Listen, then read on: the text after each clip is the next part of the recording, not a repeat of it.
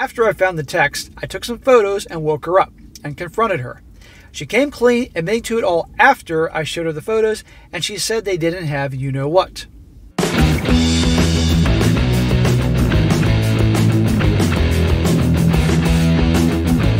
Welcome back to They Did What? Your source for the internet's craziest, most entertaining stories, where I go over them, analyze them, and most certainly make fun of them. Today, gonna go over a story titled, "My Wife Cheated with a Coworker Who Lives 6 Doors Down from Us." And guys, this story is about a guy. He is 37 years old, I believe. His wife's 33. They have 2 kids together. A long story short, he discovered through Snapchat that his wife is hooking up with a guy, with one of her coworkers. A guy that's 26 years old. And unlike a lot of these stories, this guy isn't a coworker who is higher than her in the company and going places. No, this is a 26-year-old man-child that lives in his mom's basement because they're in the neighborhood together. Zero prospects, not going anywhere, works part-time, that type of thing, and not that all good-looking. In other words, pretty much a loser. Talk about a cliche. And she gets caught, and now, as these things usually go, she's begging and pleading that to give her another chance, that she'll do anything and list all these things that she'll do. And this guy's on the fence what to do. Even so much he's considering having her doing a lie detector test, which is quite amusing here. But here's the thing. She swears, by all that is sacred and holy, that this was the first time. Right? Willing to take a lie detector test. Says the first time. But there are clues here that clearly shows this ain't the first time. This isn't the first rodeo with this dude. So I'm going to go through this, guys. You're going to see what I'm talking about here. And I'm going to see if you guys can pick apart the clues to see if this is, to match my opinion on this. There's no way that this is the first time that she hooked up with him or anything like that. So it starts off, he says here, "So my wife and this guy have been co-workers and friends for over a year now. They mostly work together, but sometimes talk via text or Snapchat. Your wife should not be having male friends, and she should not be texting and chatting with dudes at all, okay? Yes, if it's work, that's one thing, but if it's continuous, it ain't about work. He is 26 years old and she is 33. I am 37. He lives in his parents' basement and has a part-time job at the company and no real financial future. He is also not very attractive and doesn't seem like my wife's type. Anyway, her boss at work had a birthday on Saturday and I dropped her off at the bar where a bunch of other employees were going to celebrate. I fell asleep on the couch at around 1 o'clock in the morning and woke up at 6 a.m. the following day. I'm not sure why, but I had a bad feeling about her not coming home before I was awake, so I looked through her phone and found Snapchats that made my heart sink. She messaged him at 2:30 in the morning and said," now this is their conversation, "he's asleep. He says to her, 'Tonight or another night.' She says, 'Tonight.' He says, 'Condoms?' ? She says, 'I don't have any!' ! He says, 'I'll grab some and meet up there in 10 minutes. Now, this little text exchange, how just so casually he was like, "Condoms?" Does this sound like something this is just a first time, a one-time thing, or something that this is such a common thing that, condoms? I don't have any, I'll bring them over, that type of thing. No. After I found the text, I took some pictures and woke her up and confronted her. Very smart. Get the evidence. She came clean admitting to it all after I showed her the photos and said they didn't have you-know-what because he was too drunk to get hard, but they fooled around and planned and tried to. Oh, well, that makes everything better. Did everything else except the actual dirty deed because he was too drunk to get it up. That makes me feel so much better, the husband's thinking. I'm actually surprised that she came as clean as she did. Now, yes, he had evidence, but even still, you've heard stories when she'll deny it and deny it and deny it. She claims this is the first time ever, blah, blah, blah. She claims this is the first time they ever got physical, but I'm not so sure I believe that, since from the text they clearly discussed it as if they both knew what they were talking about. Yeah, there is no way this is the first time. The way it was just so casually discussed through the text. It's not going to happen.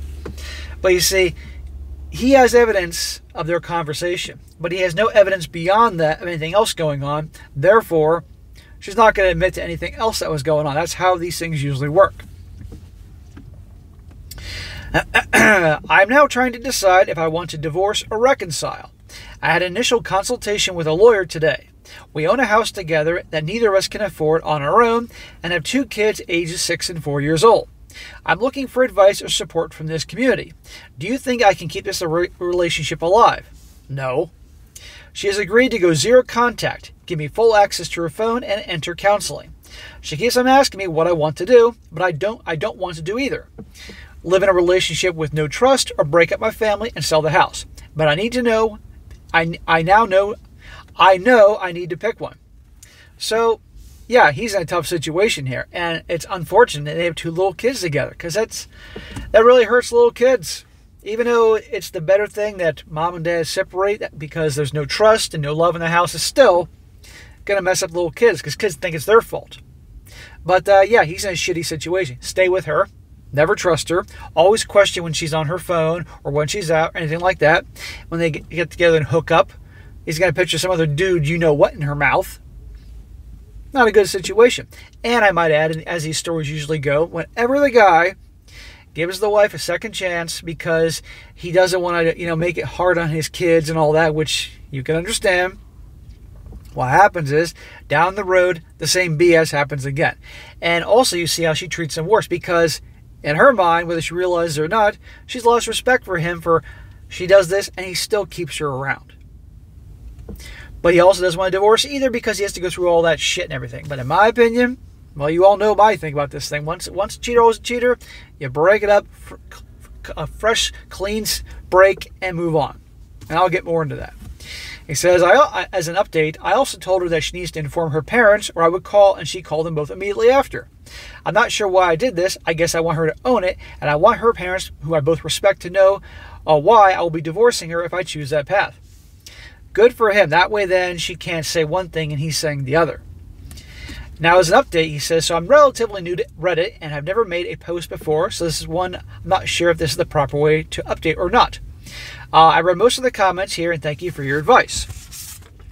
He says, I met with an attorney yesterday and took home the client intake form, which I filled out in front of her shortly after. Wow, way to rub it in. I had my first consultation with the attorney in 2 weeks, as that was their earliest appointment. She has been very remorseful and has done everything I asked her to do so far. She also said she wants to prove to me that this was a one-time mistake, but I don't know how. Then I saw that some people suggested a lie detector test, so I brought that up to her. She agreed to taking it and asked to do it sooner than later, so I called today on my lunch break and scheduled one for Friday. Where do you go to get a lie detector test? I mean, I guess Google it. I've never tried this. I'm now curious, and so when I'm done filming, I'm going to Google where you can take lie detector tests in the Boston area because I'm curious. But okay, she's willing to do that. Now, obviously there are techniques to fake it. And probably you could Google that too. There's probably a YouTube video on how to fake a lie detector test, which you'll probably take. Because I don't believe this is the first go-around with this dude. It goes on. The questions will basically cover what happened the night in question, whether they have ever done anything previously to that, and whether or not there has been other partners during our marriage. You can't roll that out. If she fails any questions on the test, I will not attempt reconciliation, and even if she passes them, I still may not. This is all too fresh and my emotions are too high to make any decision at this point in time. The only decisions I've made are things that she must do for me to even consider reconciliation. In terms of the affair partner, they work for the same company but do not work at the same store and have no day-to-day interactions at work. I'm not making excuses for her, and I'm not trying to diminish the disrespect she has given myself or my family. Yeah, remember this isn't just towards him, it's also to the kids. But she's 33, and a lot of these things, yet they can happen at a lot of different ages.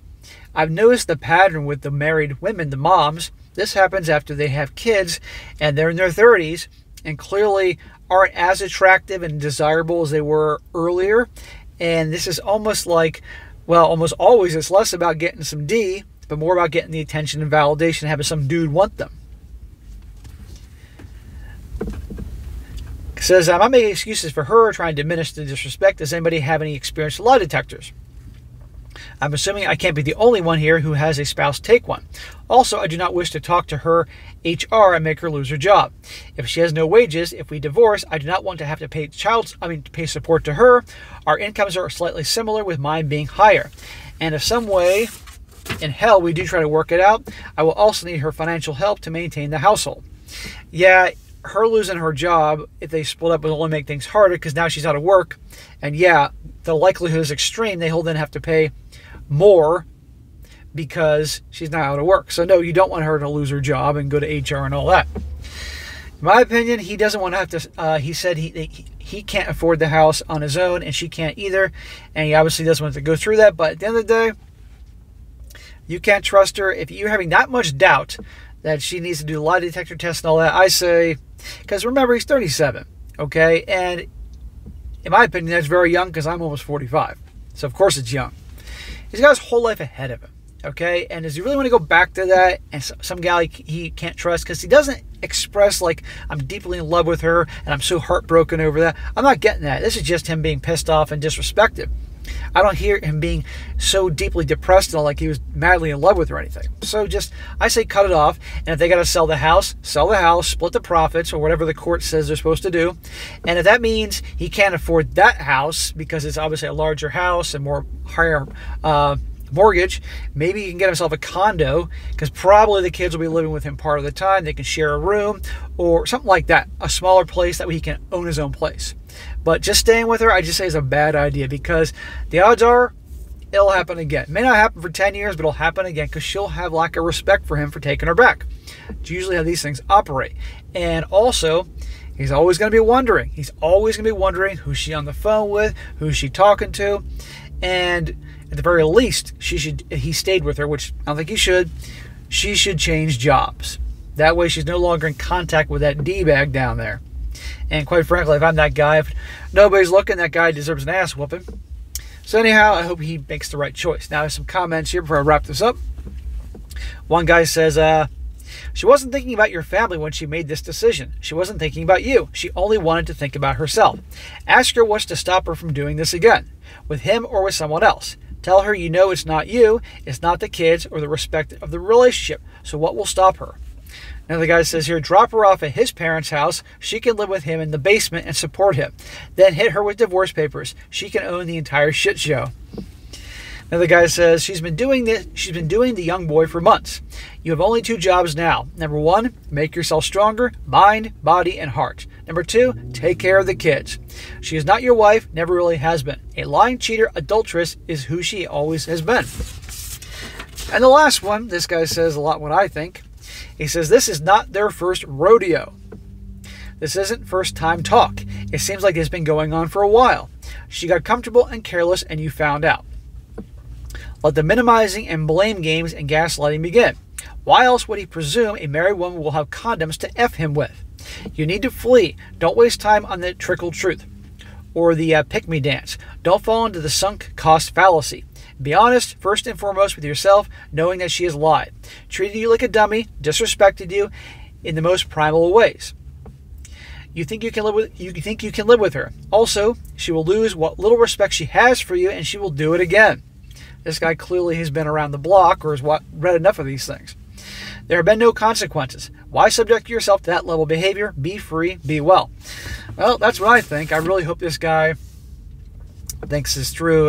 But this is no small task. Of course it's not. And so he obviously has to think it through. And I would, if he is obviously going to seek counsel, talk to his lawyers, find out what will happen, good, bad, or ugly, and hopefully he'll talk to some bros that will look at this objectively. Not the guys that themselves are in miserable marriages and therefore want, misery loves company. Somebody that can really see and look at the big picture from all sides. And if I were him, I'd really be reassuring the kids that he goes down this path of divorce, reassuring the kids it's not your fault. Both your mom and me love you so much, and we're going to be there for you, and all that one has to say to kids. I'm not a parent, so I know what to say to kids, but you get my point. And then he works on himself. He focuses on himself, rebuilds his life, all that, and very careful who he gets involved with in the future. But I wish this guy the best, and these stories are just so common here. All right, guys, that's it for today. Be sure to comment down below. Let me know what you think about this. Let this guy know what you think. I don't know if he's ever going to see this, but if he does, Let me know what you think. I wish him all the best. And hopefully maybe some of you guys have been in this situation before, can offer some helpful suggestions to help him on the right path, or maybe bring something up that he hasn't thought of yet to help him. You never know. And also, guys, you come across a really good story like to share, by all means, email it to me, strongsuccessfulmail@gmail.com. Just give me some time to get to it, and I definitely will down the road. And be sure to like the video, share with your friends, and subscribe. And I'll catch you next time.